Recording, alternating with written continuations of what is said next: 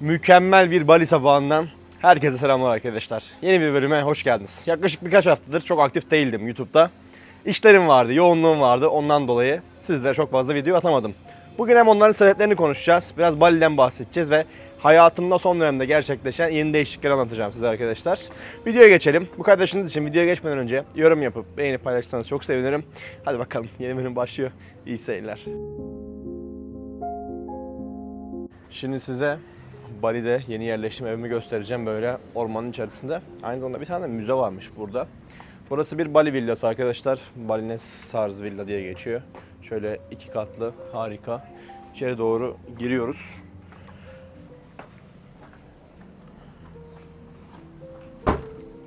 Evimize girdiğimizde bir bisikletimiz var. Burası bahçe, yani başka bir kimse yok benden başka. Şöyle üst kata doğru çıkalım.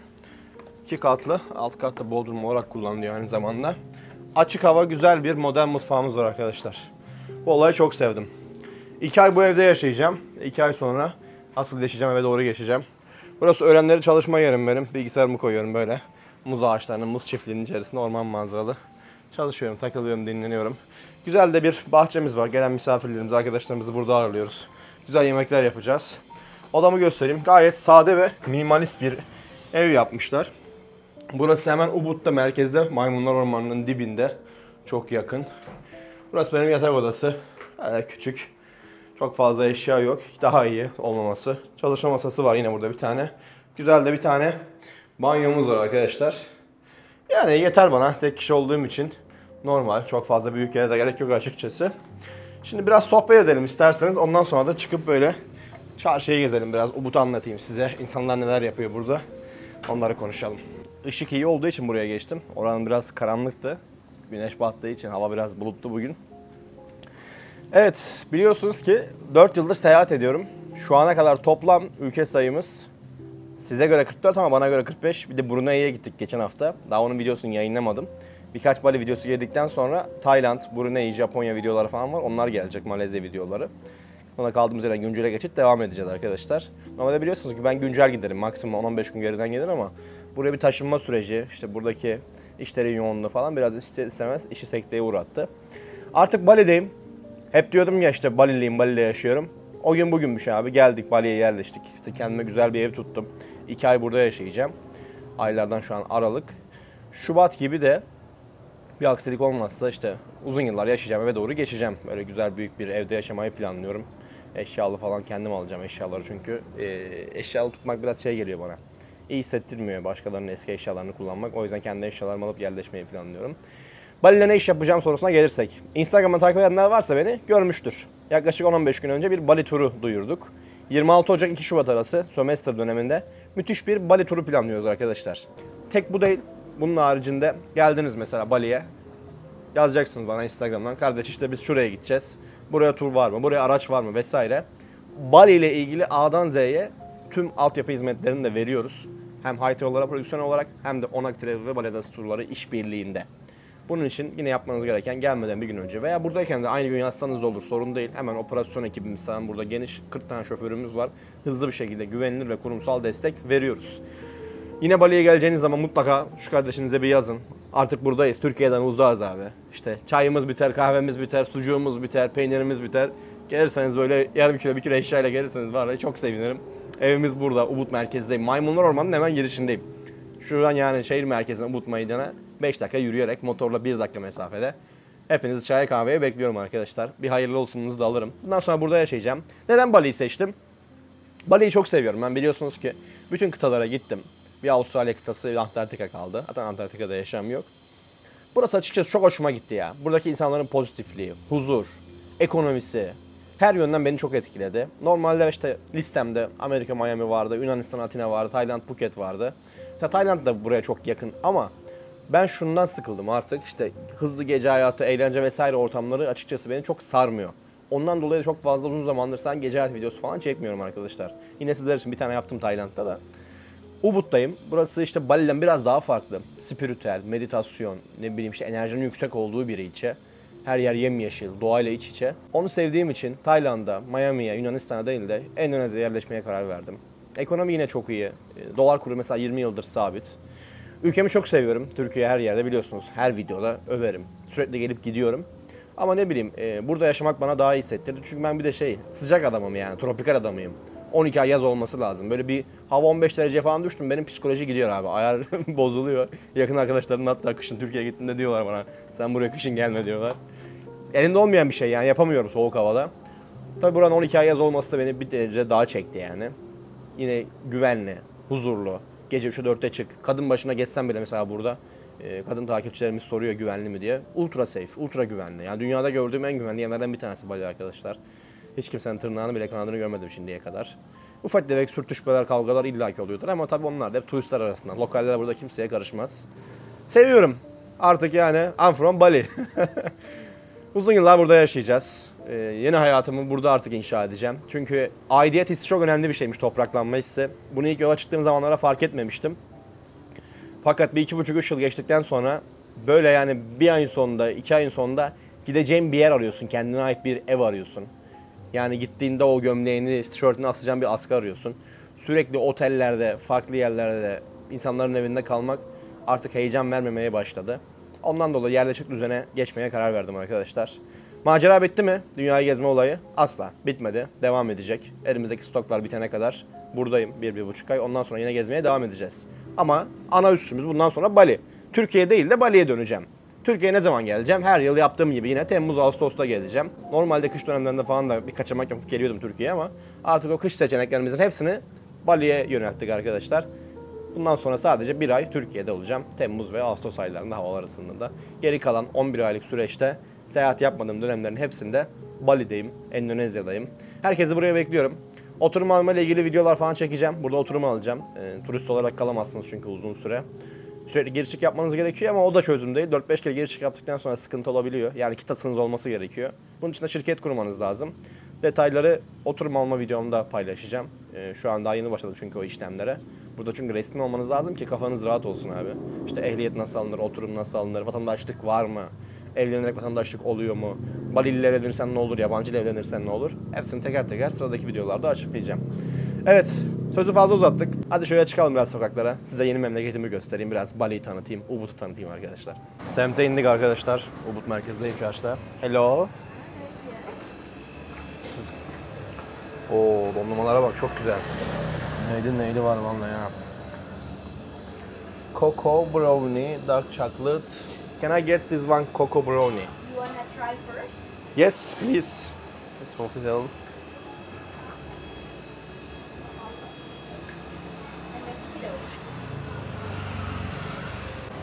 Do you have ice cream sandwich? Okay, sandwich, cookie dark brownie. With a cookie dough. Yes. Şöyle atalım çöpümüzü. Şimdi videoya girer girmez de direkt yemekle başladık arkadaşlar. Burası çok güzel bir dondurmacı. Dondurmayı çok beğendim. Kendileri yaptığı için. Yağmur da başladı ufaktan. Böyle çıkalım bir çarşı pazar etraf Ubud ne durumda onu görelim. 55 kaymış ama hazırda varmış hemen süper.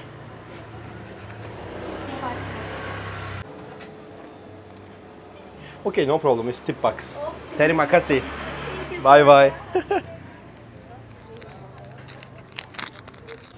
Mal ceviz ha. Çok iyi. Harbiden ceviz de var içinde.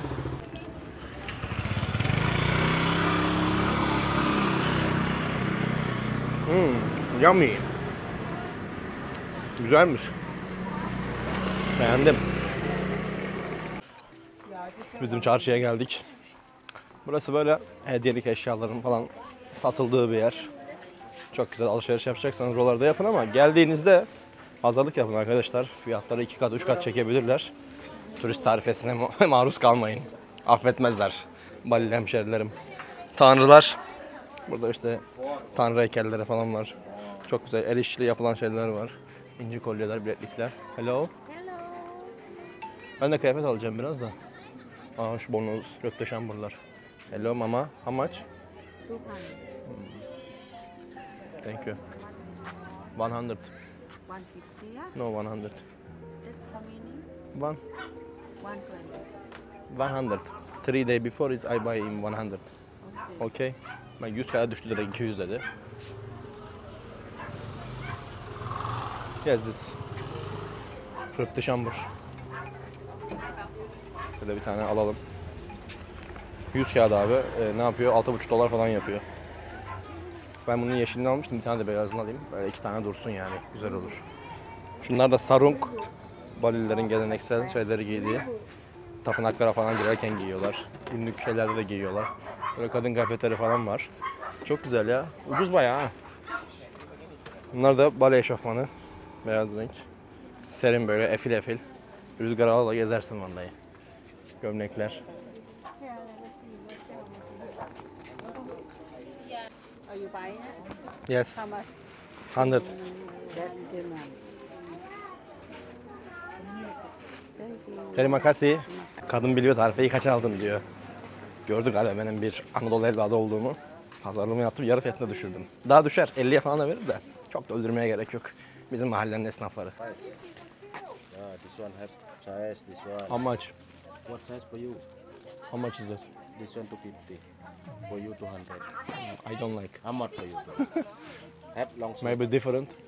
Have different. long sleeve. This one. Do you have this one? Huh? Same. Same. White color.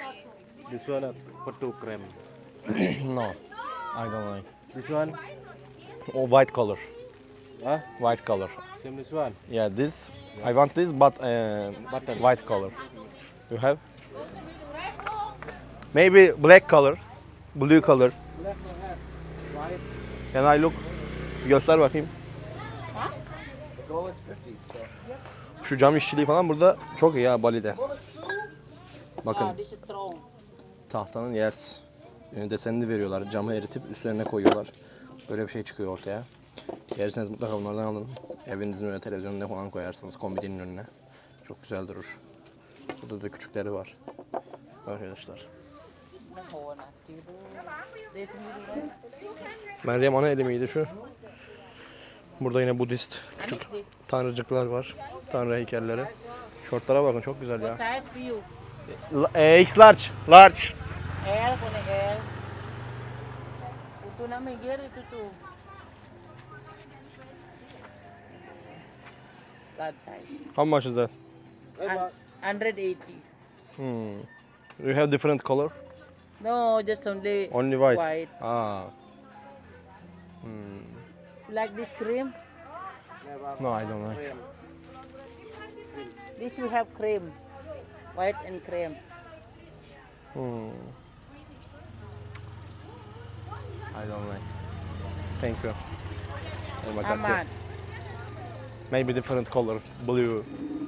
No, Black. this no blue, just only cream and white. Yeah, thank you, terima kasih. Çıkarttık boş yeri de ya. Sonradan aklıma geldi biliyor musunuz? Thank you. Thank you. Arkadan bağırıyor 180'de de 100'e vereyim gel diyor. 50'ye de verir de beğenmedim. Bir de beyaz var bende sonradan aklıma geldi. Çıkartmış olduk bir kere insanlara ya. Böyle short alacağım. Güzel bir short arıyorum ama.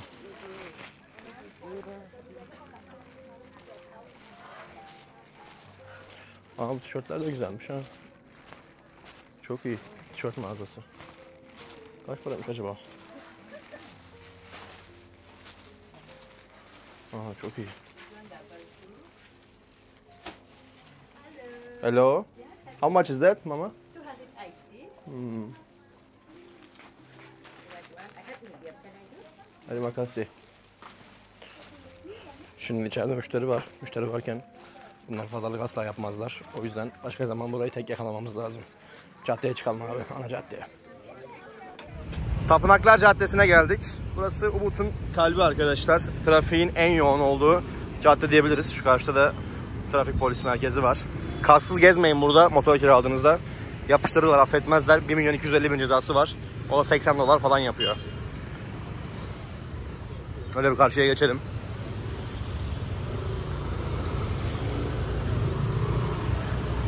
Bakın şu karşıda Indian Cuisine diye bir yer var. Gördünüz mü? Indian Cuisine. Orası Queen's Hint restoranı. Bali'de yani abartmıyorum ama yiyebileceğiniz en güzel Hint yemeklerinin satıldığı bir yer. Ben de çok gidiyorum. Fiyatlar bir tık pahalı diğer Hint restoranlarına göre ama çok güzeldir. Haberiniz olsun. Akşamları mutlaka rezervasyon yaptırın arkadaşlar gitmeden önce. Şöyle tapınağın içini de göstereyim size. Karşıya geçeyim. Trafikte karşıdan karşıya geçmek de burada şey ya, yetenek ister. Hello, terima kasih. Akşamları burada dans oluyor, Legon dans, keçak dansı falan. Normalde asıl yeri keçak dansını biliyorsunuz ki Uluwatu. Burada ama küçük çaplı yapıyorlar. İşte 5 dolar 10 dolar verip girip izliyorsun abi. Böyle ortamı göstereyim size. Burası bir Hindu tapınağı. Bali'nin dini biliyorsunuz ki Hinduizm. Ve buradaki insanlar dinlerine çok sadıklar. İbadetlerini asla aksatmıyorlar. Güzel değil mi tapınağın görüntüsü falan? Gezilecek çok yer var Ubud'da. Çok detaylı videolar yapacağız. Size güzel bir Bali rehberi çıkaracağım bu önümüzdeki birkaç ay boyunca. Bali'den çok fazla video gelecek. Bali'ye gelmek isteyen çünkü çok kişi var ve gelenler de var. En azından nerede ne yapılacağını iyi bir şekilde anlatmak istiyorum elimden geldiğince. Naçizane. Kardeşim, ter içinde kalmışsın ha. Terima kasih. Şurası da bak Hint restoranını gösterdik ya. Onun yanında da Milk and Medu var. Benim pizza yediğim yer sürekli. Dana beef tandırlı pizzası çok güzel. Tavsiye ederim. Burada pizza yiyin lütfen benim için. Hatta gelmişken oturayım ben de pizza yiyeyim be. Canım çekti vallahi. Arkadaşlar. Seafood'lu mu yesem bugün? Normalde hep beef'li yerim. Bu sefer farklılık olsun sizler için deneyeceğim. Yoksa açlığımdan değil yani.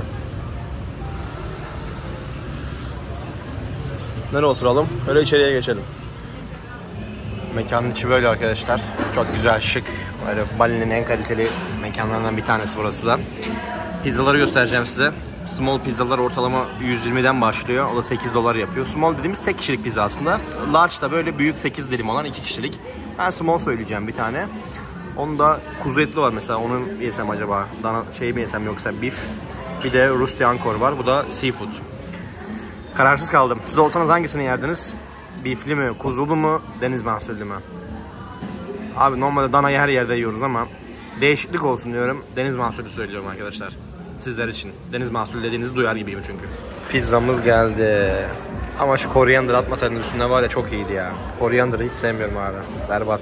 Şimdi onları ayarlayacağım teker teker. Deniz mahsullü, kalamar, balık, karides falan var içerisinde. Bir bakalım tadına. Evet efendim. Şöyle pizzamızın tadına bakalım. Taze taze deniz mahsulleriyle yapılan. Domates sos taze. Deniz mahsulleri taze. Güzel, beğendim.